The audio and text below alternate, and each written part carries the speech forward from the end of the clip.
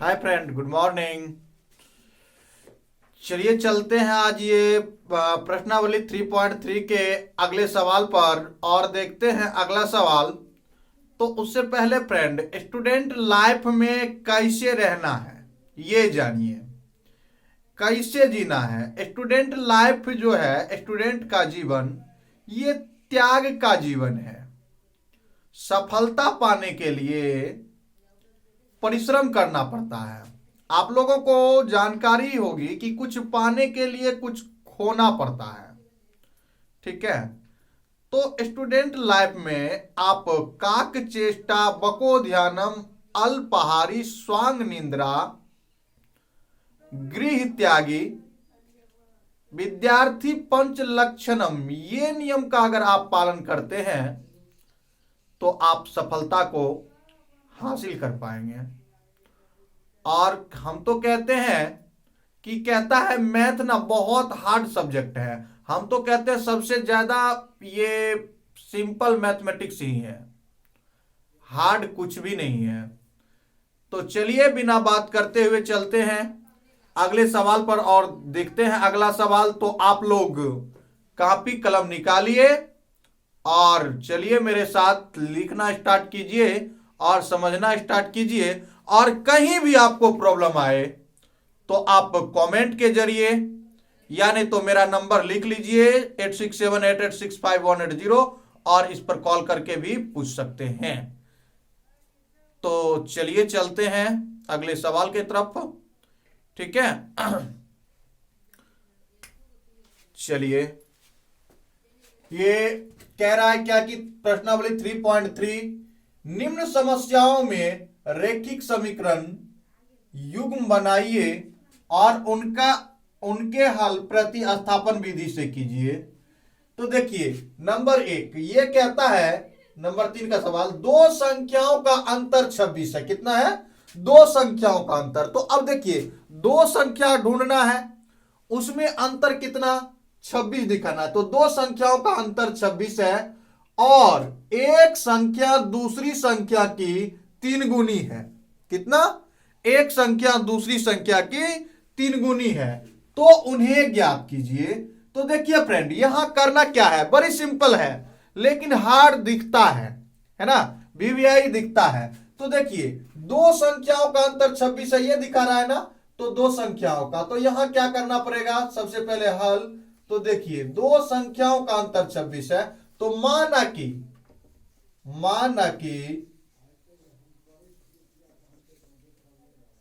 पहली संख्या equal x। ये मैंने क्यों माना? देखिए फ्रेंड, ये माना क्यों हम नहीं जानते हैं, इसको क्यों माने। तो देखिए इसमें इसको क्यों माने, अगर नहीं जानते हैं तो हम उसको मान सकते हैं, x y z कुछ भी मान सकते हैं। तो पहली संख्या x और दूसरी संख्या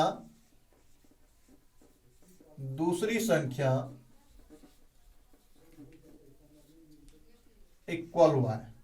तो देखिए दो संख्याओं का अंतर 26 है और एक संख्या दूसरी संख्या से 3 गुनी है। सवाल को पढ़िए, सवाल से डरिए मत, सवाल को पढ़िए समझिए और तब बनाइए। तो ये प्रश्नानुसार, इसके बाद प्रश्नानुसार, क्यों? क्योंकि प्रश्न जो कह रहा है उसके अनुसार से चलेंगे, प्रश्नानुसार।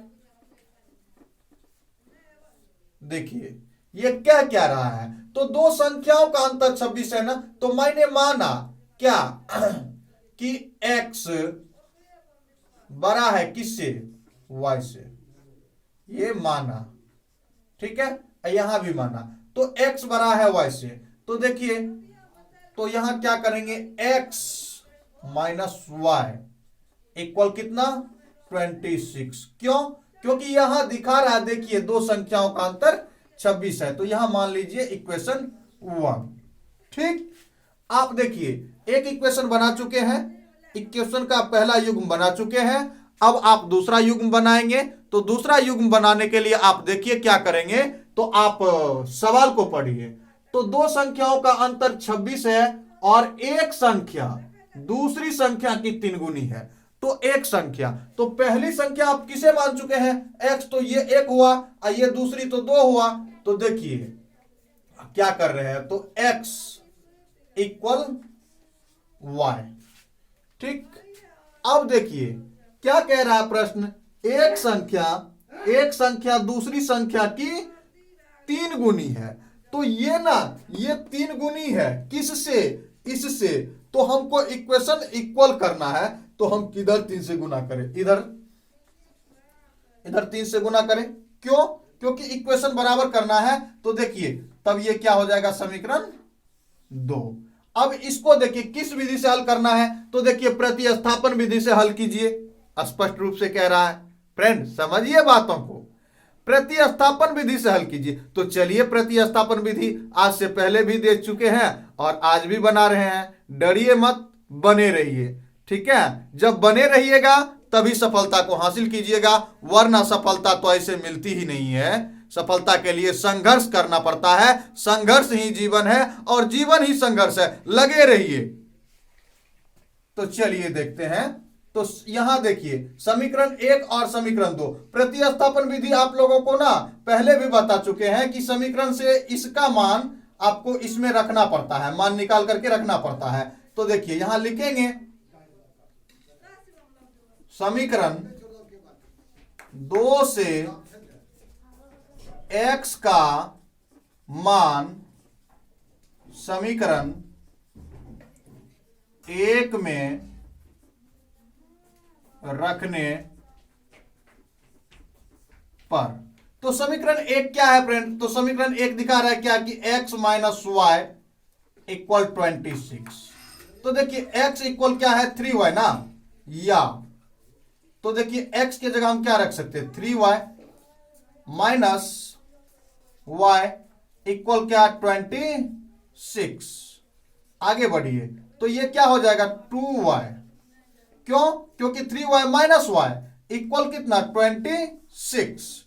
इसीलिए देखिए यहां कीजिए, इसीलिए y इक्वल क्या, y इक्वल क्या, तो देखिए ये 2 जो है, ये 2 यहां किस में दिखा रहा है, 2 गुना में दिखा रहा है ना।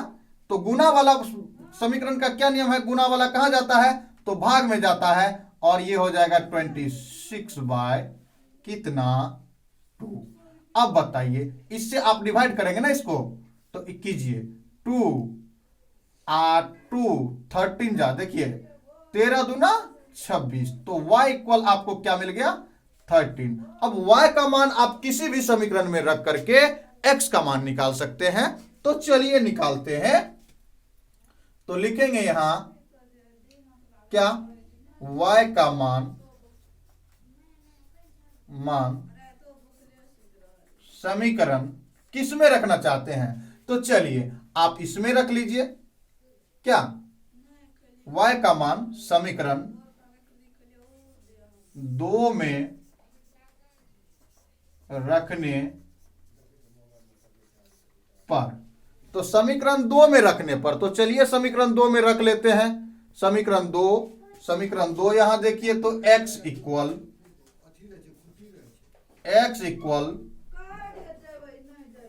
3y, या ये देखिए x इक्वल 3 इंटू y का मान कितना निकला है, तो 13।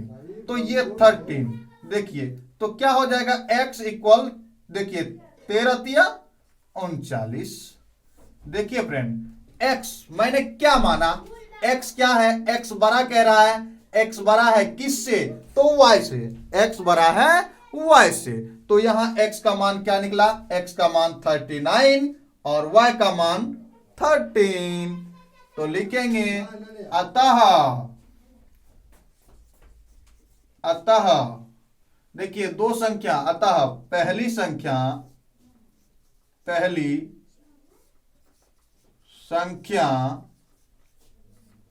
x इक्वल कितना, तो x इक्वल मिल गया आपको 39, और दूसरी संख्या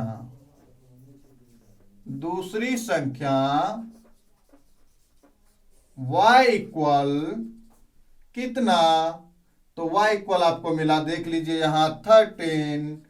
क्या सवाल में कुछ है, देखिए तो बड़ी सिंपल सवाल है कि नहीं, समझ में आया कि नहीं? नहीं समझ में आया तो फिर आप पूछिए, ठीक है। और चलिए अगले सवाल को देख लेते हैं फिर। चलिए फ्रेंड दूसरा सवाल पढ़ते हैं।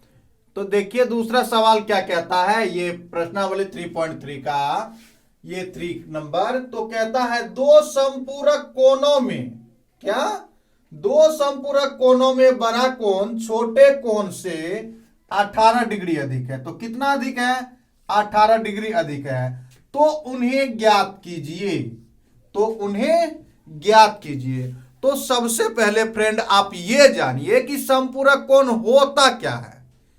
जब आप समपूरक कोण को नहीं जानेंगे तब तक ये सवाल बनने वाला नहीं है, ठीक है। तो देखिए समपूरक कोण क्या होता है, जिन दो कोणों के मापों का योग, क्या बोल रहे हैं हम, नोट कीजिए आप, जिन दो कोणों के मापों का योग 180 डिग्री हो, समपूरक कोण कहलाता है। क्या कहलाता है?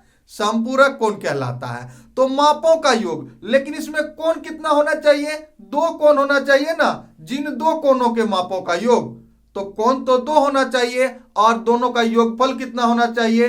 180 डिग्री होना चाहिए, ठीक है। इसलिए परिभाषा, जिन दो कोणों के मापों का योग 180 डिग्री हो ऐसे कोण समपूरक कोण कहलाते हैं। चलिए यही परिभाषा आपको इस सवाल को बनाने में सहायता प्रदान करेगा। चलिए देखते हैं, पढ़ते हैं। तो यहां तो मानना पड़ेगा ना जिन दो कोणों के मापों का योग। तो देखिए दो समपूरक कोणों में बड़ा कोण, तो बड़ा कोण और छोटा कोण तो पहले मानेंगे, कोई कोण तो है नहीं। तो निकालने के लिए हमको क्या करना पड़ेगा? तो मानना पड़ेगा। तो हम यहां हल, देखिए हल में क्या करेंगे, माना कि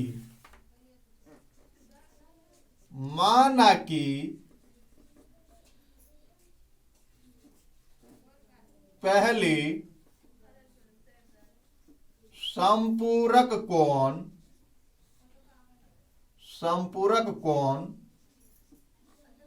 इक्वल x डिग्री। देखिएगा फ्रेंड, आप डिग्री नहीं भूलिएगा, क्योंकि कोण का मापक क्या है? डिग्री है। तो पहली संपूरक कोण x डिग्री और दूसरी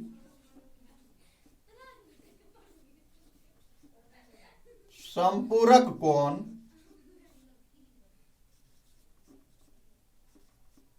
इक्वल y डिग्री। तो ये तो आप मान लिए ना, माना कि। तो अब क्या कह रहा है प्रश्नानुसार? तो यहां आप शामिल करेंगे इसमें प्रश्नानुसार। आप देख रहे हैं ना, समझ रहे हैं ना? तो समझ रहे हैं तो देखते रहिए, समझ में आएगा। हम 100% गारंटी देते हैं कि आपको मैथ सिखा करके हम दम लेंगे, बस आप लगे रहिए, ठीक है। तो बने रहिए आप। देखिए क्या कह रहा है, क्या कह रहा है कि यहां प्रश्नानुसार दो संपूरक कोणों में बड़ा कोण छोटे कोण से 18 डिग्री अधिक है। तो सबसे पहले जिन दो कोणों के मापों का योग, तो संपूरक कोण यहां हम लिखेंगे संपूरक कोण जिन दो कोणों के मापों का योग 180 डिग्री हो, संपूरक कोण कहलाता है। क्या कहलाता है? संपूरक कोण कहलाता है। ये पॉइंट इसमें शामिल कीजिए आप, आपका सवाल बेटर रहेगा और आपका एक मार्क भी कटने वाला नहीं है, ठीक है। एग्जामिनर भी काटेंगे तो सोच समझ करके काटेंगे कि ऐसे स्टूडेंट का अगर हम मार्क काट रहे हैं तो हम अन्याय कर रहे हैं, ठीक। चलिए तो देखते हैं। तो ये भी आप देखिए, यहां एक पॉइंट और शामिल कर लीजिए कि इसमें बड़ा कौन कौन है और छोटा कौन कौन है। तो ये आप मान लीजिए कि x डिग्री बड़ा है y डिग्री से, ठीक है।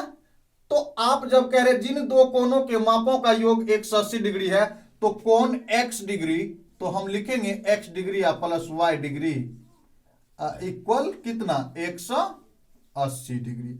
आपको ये इक्वेशन 1 मिला ना, मिला कि नहीं? सवाल सिंपल है कि नहीं? इक्वेशन सिंपल है। बस दूसरा इक्वेशन देखिए कैसे बन जाता है। दूसरा इक्वेशन क्या कह रहा है देखिए, देखिए ये कह रहा है बड़ा कोण छोटे कोण से 18 डिग्री अधिक है। तो बड़ा कोण तो पहले तो लिख लीजिए x degree equal y degree. आप बड़ा किसको माने हैं? इसको x डिग्री को। तो बड़ा कोण छोटे कोण से 18 डिग्री अधिक है। तो आप अगर इक्वेशन बराबर इक्वल करेंगे तो आप किधर 18 जोड़ेंगे? इधर 18 जोड़ेंगे y के तरफ। अब देखिए आपका इक्वेशन ये क्या बना? 2 बना। अब आप कौन विधि से इसे हल करेंगे? तो यहां देखिए कह रहा प्रतिस्थापन विधि से हल कीजिए। तो चलिए इसको हम क्या करते हैं? प्रतिस्थापन विधि से हल कर लेते हैं। ठीक है, आप देखते रहिए बस और लिखते रहिए। ठीक है, देखिए तो यहां क्या करेंगे? समीकरण 2 से तो हम लिखेंगे इन समीकरण के युग्मों को या युग्म को प्रतिस्थापन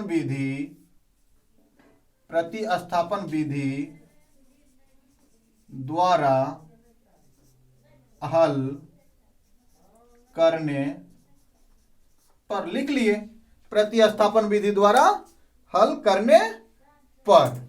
तो अब देखिए जब प्रतिस्थापन विधि से हल कर रहे हैं तो लिखेंगे समीकरण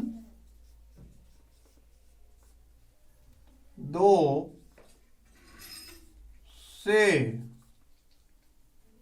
x डिग्री का मान समीकरण 1 में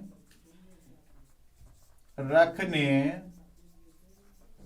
पर।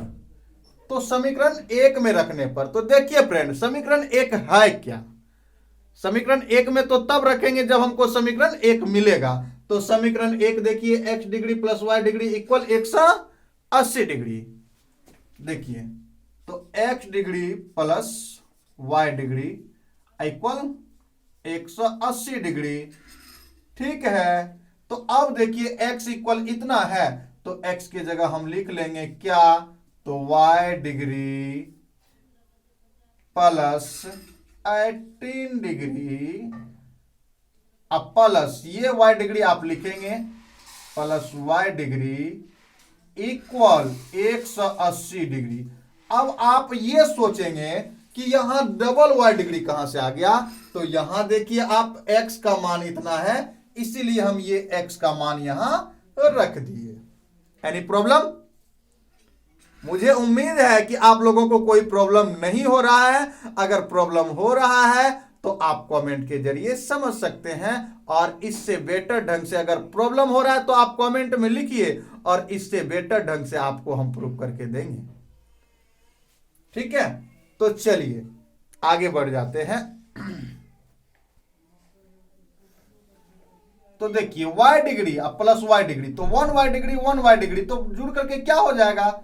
तो ये हो जाएगा आपको 2y डिग्री इक्वल देखिए समीकरण का नियम 180 डिग्री ये माइनस में आएगा इधर तो क्या हो जाएगा? तो ये हो जाएगा 18 डिग्री। क्यों? क्योंकि ये प्लस में था तो ये माइनस में आ गया। तो अब देखिए यहां क्या हो जाएगा? यहां हो जाएगा 2y डिग्री इक्वल यहां घटाइए तो घटाइएगा तो 10 में से 8 घटाइएगा तो 10 में से आपको 8 घटेगा तो बच जाएगा 2। और यहां देखिए आप कितना घटाएंगे तो फिर आप यहां बच गया 7, 7 में से 1 गया तो बच गया 6 और यहां 1 तो आपके पास है ही, यानी यहां आपके पास हो गया 2y। देख पा रहे हैं ना? तो 2y डिग्री इक्वल 162 डिग्री।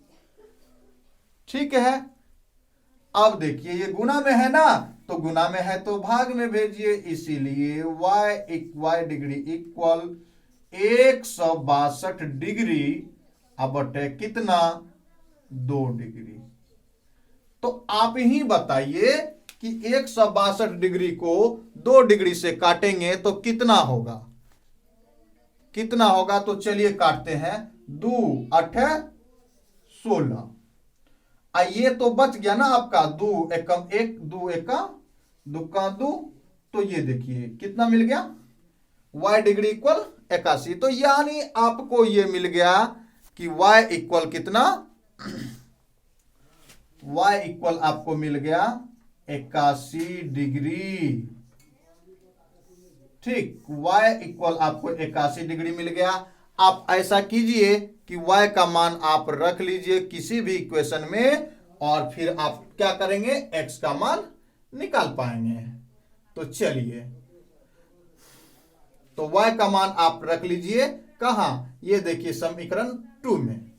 तो यहां हम लिख देते हैं, आप लोग नीचे लिख लीजिएगा, मेरे पास तो स्पेस का प्रॉब्लम है। ठीक, चलिए, तो y का मान समीकरण किस में, तो समीकरण आप 2 में रखिए। 2 में रखने पर तो समीकरण 2 क्या है, तो समीकरण 2 यहां है, देखिए x degree equal y degree plus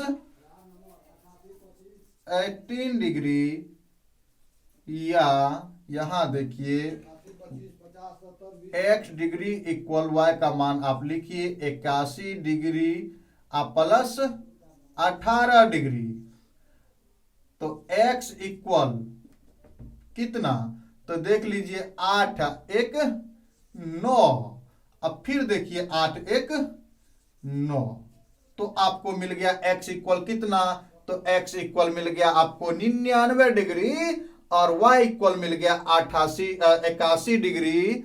आप देखिए जिन दो कोणों के मापों का योग 180 डिग्री हो, ऐसे कोण को पूरक कोण कहते हैं, संपूरक कोण। याद रखिएगा, बुलाइएगा नहीं, संपूरक कोण कहते हैं। तो देखिए आप जोड़ करके भी देखिए कितना 99 डिग्री और फिर कितना 81 डिग्री, तो 9 1 10 के 0 और 9 8 17 1 18 हुआ 180 डिग्री। तो x इक्वल अतः पहली कोण x इक्वल 99 डिग्री